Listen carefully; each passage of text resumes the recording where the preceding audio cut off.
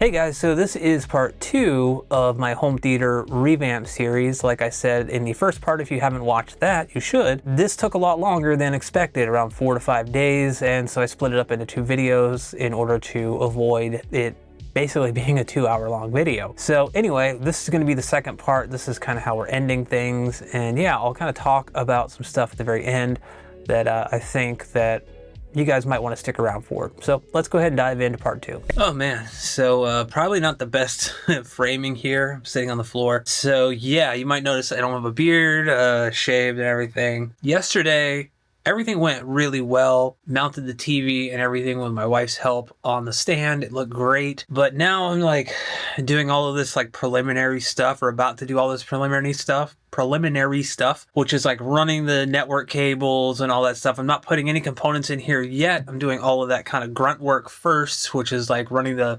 HDMI cables to the TV, wire managing everything. It's probably going to be a lot of time lapse.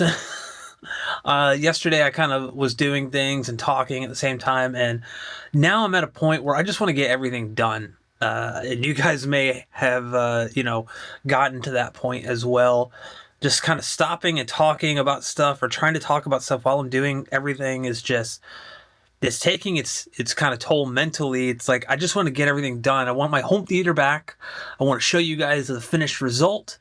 So yeah, I think doing voiceover after kind of talking about everything is probably a good idea. So I'll probably cut to time lapse and occasionally talk about something, or it could be like a cool montage or just some music. You know, I'm not trying to make this super polished, super high end here. I'm just trying to bring you guys along. I want to get back to enjoying the home theater. I have games I want to play that I can't. First world problems, I know. But I'm kind of at that point now where I just want to get everything done. Like I don't want to kind of beat around the bush anymore. I want to get into like attack mode, hardcore, and just go and do it. So that's what I'm gonna do. Here we go. Picking up from where we were in the last video, I'm still routing HDMI cables and power cables down the back of the entertainment stand. I really wanted it to kind of look like it was floating there, and that was a success, which was awesome. Now, it also kind of flies by here, but I did use painter's tape to label where everything was going to go on the entertainment stand. So at a glance, I could just see where everything was going to go.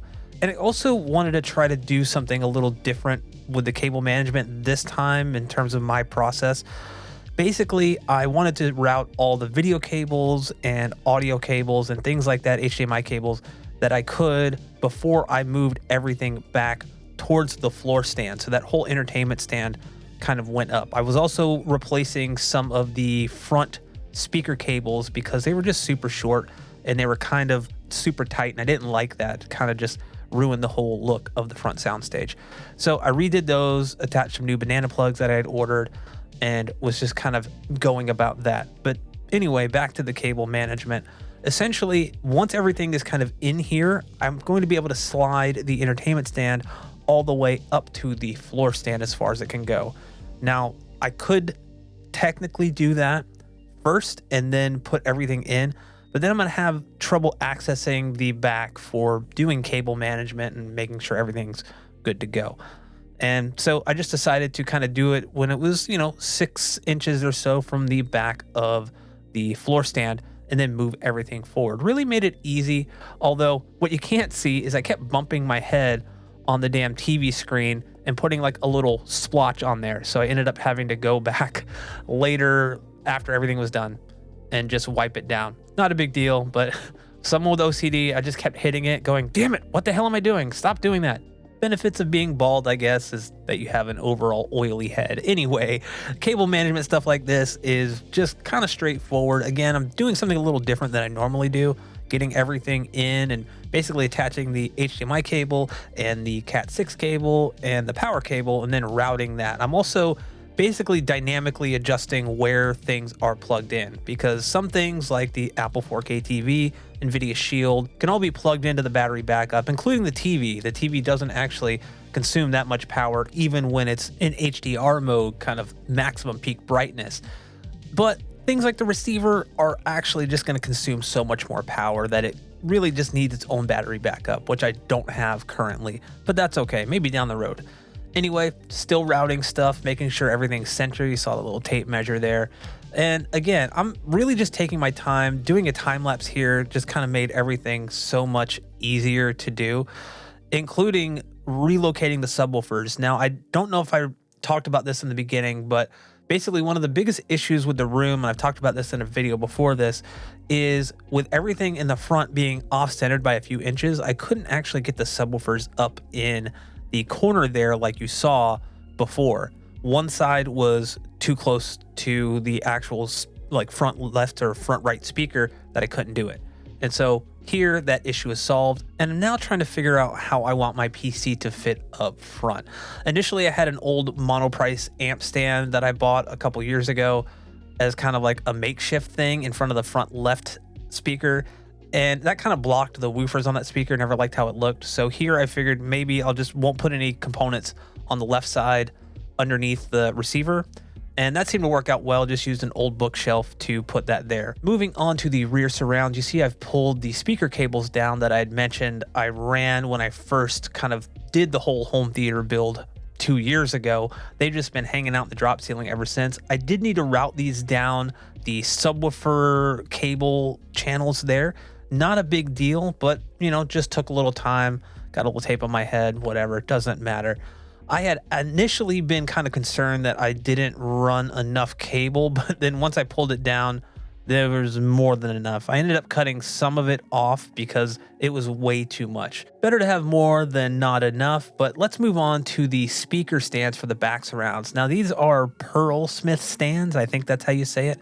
Got them off of Amazon. I think they're about 40 or 50 bucks normally. They're all metal. Mostly they are height adjustable, which is important because I'll be putting my back surrounds, which are what these stands are for, on subwoofers in the back to basically get the degree that I want for my back surrounds, and also allow me flexibility to move them around if I need to. Another big reason they need to be height adjustable is they need to clear the back of the Valencia theater seats, which sit about 46 inches above the floor. So I wanted the drivers and tweeter, more importantly the tweeter, to clear the back of those so we don't get any sound blockage back there.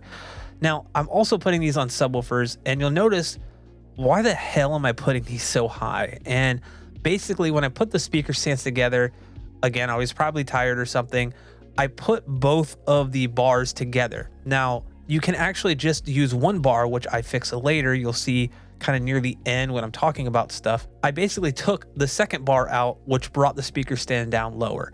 And that's basically what I needed to do from the get-go. You may also notice I'm using my laser level to align all the speakers based on the degrees that they need to be. And I did this when I did the room a couple years ago too, and it worked out well, so I decided to do it again. So if you're wondering, my front, left, and right speakers are at 30 degrees. I could not get them at 45 degrees the way I wanted because of the size of the room. That's okay. The side surround speakers are at 85 degrees. I wanted them at 80, but I would had to have relocated the acoustic panels, and I wasn't going to do that. And then the back surrounds ended up being at 145 degrees. My height channels never changed. I can't remember the exact degrees, but they're based on Stephen Smith's video, and I didn't really need to move them because the seating never changed and everything was pretty much good to go. And just like that, the theater revamp is completely finished. Actually, scratch that. You may notice behind me here that the back surround speakers are lower and also different speakers. Basically, before I had my old Pioneer BS21s, the bookshelves behind me, higher. And for those that aren't aware, the BS22s are what I have for my left and right surrounds. The FS52s are front, left, and right, and the CS22 is the center. That's the Pioneer Andrew Jones. So those are actually the revised versions of the BS21s and FS21s. Basically the revised version, the 22 series, or the series that ends in 2, is so much better in terms of performance than the 21s. I noticed that right away when I measured them. The back surrounds measured so poorly that I was like, what the hell is going on? I initially thought that maybe it was because they were so high, so I lowered them down to where they are now, remeasured, same exact thing. I was like, this sucks, but I was just gonna live with it. Well, I happened upon a pair of BS22s behind me here on Facebook Marketplace for $40 for the pair, and I just said, you know what? I didn't really want to spend any more money, but 40 bucks was just too hard of a deal to pass up. And so messaged the seller, they said they were still available, and went to pick them up that day, and well, here I am. Now I have basically all matching or timbre matched floor speakers or bed layer speakers, whatever you want to call them. So that was kind of like the final thing that I did. And with that, the theater revamp is officially done. Now, is it perfect? Not in the slightest. The main goal here was to get the center channel out of the entertainment stand, which was a success. The TV being slightly higher, I thought was going to be an issue. I was a little hesitant about that, and honestly, it's like a non-issue. I don't even think about it. It just looks like it's floating there. It's super awesome. With all the lights off and everything, when we watch a movie, the whole room just kind of disappears, except for one thing, which I'll talk about in a moment. The difference in sound overall on the front is night and day. There's no longer a kind of U shape to the sound when things go from left, center, right. It's just more or less a smooth transition. I think part of that also is helped by me removing the speaker risers from the front left and right speakers. So that, coupled with getting the center out and also around the same tweeter height, they're within like 6 inches of each other. It really makes a difference. Everything is just kind of anchored to the screen now, but there's no difference really between the sound coming out from the front. The side surrounds I did move up to 85 degrees. The reason for that is my wife, who sits in this seat, always blocks my sound coming out from the left surround, and I block the sound coming out of the right surround when I'm sitting here. Obviously, when I watch movies by myself, there's no issue, but honestly, having these on the side at 85 degrees is a huge difference, even with her in the seat. That was a massive difference. I thought I'd be able to kind of localize the sound on the left and right, and I haven't been able to. It actually just sounds more immersive, and I think part of that too is the addition of the back surround channels. That was kind of a last minute addition. I wasn't planning on doing that right away. That's actually been quite noticeable in terms of envelopment. Before, I guess I had the side surrounds at kind of like 110 degrees. I didn't have any back surrounds, so I had them at 110 degrees facing the listening position. Yeah, it sounded fine, but adding those back too, there's basically more sound back there than I realized. There's the kind of the Dolby Atmos demo for the conductor, the little girl that has like the conductor wand, and she's conducting all sorts of like monster sounds and stuff. There's a couple moments in that kind of Dolby Atmos demo that really stood out to me that I'd never really noticed before, and one of them was just after kind of the roar that happens, or the kind of growl that happens in the kind of upper back of the room, there's like a creature that like scurries away, and when it scurries away before, it just kind of sounded like it went over there, like just kind of off to your left. Now it actually scurries from like behind me here to the back corner of the room, which I never got before. And these aren't even placed like properly. They're about as far back in the room that I can go without moving these acoustic panels back here. But still the effect is there. The other moment in that trailer or the demo is when she swings around the room. Now before, it just sounded like she kind of swung quickly from this side, back of the room, to that side. Here you actually hear the arc going around you of like the rope as she swings around. It is something that like I've listened to numerous times now, because I'm like, is this like a placebo thing? Am I making these sounds up, or is my brain trying to process something that really isn't there? And no, they are there. I've put my ears to the speaker, and that really surprised me. Just adding 2 more speakers fills a hole that I didn't realize I was missing behind me. That actually has me really excited about just movies in general. So I can't wait to like rewatch some things. Speaking of calibration, I think I mentioned it in the community post that I did Obsessive Compulsive Audiophile's Audyssey One calibration. This was my first time actually running Audyssey on the Denon X6300H. I know I've had it since last May, so almost a year. I'm just now getting around to it, but I had done manual calibrations on it using the graphic EQ, and I thought that was good enough. But this Audyssey One was awesome. Like, it was such a time saver outside of running Audyssey, which, if you imagine 7 bed layer channels, 4 height channels, and then a subwoofer, 8 different positions. I like to do as much as I can, even though the positions were kind of packed in tight. I still wanted to get like more of an average there. It was great, and having that Audyssey file means that I can also like mess around with it as much as I want to. But yeah, doing the Audyssey One was surprisingly simple, and the results were amazing.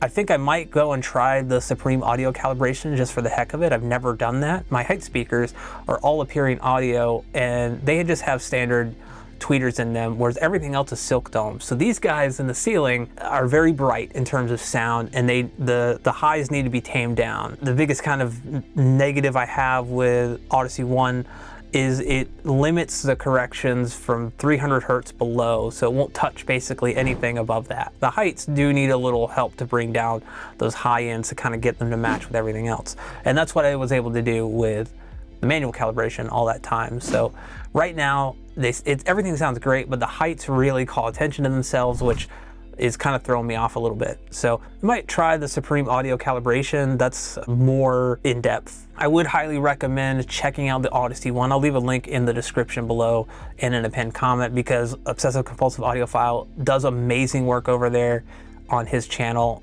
He only has like 5,000 subscribers, so if you want to dive deeper into like Audyssey or setup more so than I go into here, then definitely check out his channel. I will be covering some of the topics that he's covered here in more kind of broad general terms, but he's a super cool dude. I would highly recommend going over there and showing him some love, subscribing, because he's helped everyone out tremendously, and all of this is free, so that's awesome. And the last thing I will talk about is, like I mentioned earlier, when all the lights are off in the room and we're just watching a movie, everything kind of disappears, except for the PC, which I have a white case. Now, this is my case that I've had since like 2019. It's the Phanteks P400A. The original location of it was actually in front of the front left speaker, and it was kind of blocking the woofers there, and I was never a fan of it. Kind of came into the room too far, and so now where I have it, I could just keep it there. I don't do anything other than gaming and maybe audio calibrations on that. Last year I upgraded the CPU to a 5800X3D and the GPU to a 4070 Super. So everything I've been able to throw at it recently has like performed way better than the console. I haven't touched the consoles since December. That also should help with tutorials as well, because I can record everything through OBS if I want to, now that it's just sitting there kind of not doing anything, or I might use Ecamm Live, something like that on the Mac. So hopefully you guys enjoyed these two videos. The room feels so much better, so much more spacious. I've gained about a foot in front here, and it's just amazing. Like, I love spending time in here. We love watching movies. I might dial in the audio a bit more, but everything still sounds great, even, you know, with just the basic Audyssey One calibration from OCA. If you guys enjoyed this video, let me know in the comment section below. Also, feel free to give this video a like, thumbs up, whatever you want to do. Subscribe if you haven't. You know what? I never mentioned that I have a Patreon, but I do. So if you guys want to show support for the channel, go over there. I'm going to start posting there more regularly now. I haven't been. Apologies for the 3 people that follow me on Patreon. I do appreciate you guys so much. Anyway, more tutorials are on the way. Thank you guys for sticking around and watching this video, and also just for sticking with me through the past few months. Thank you again for watching, and I will catch you in the next video.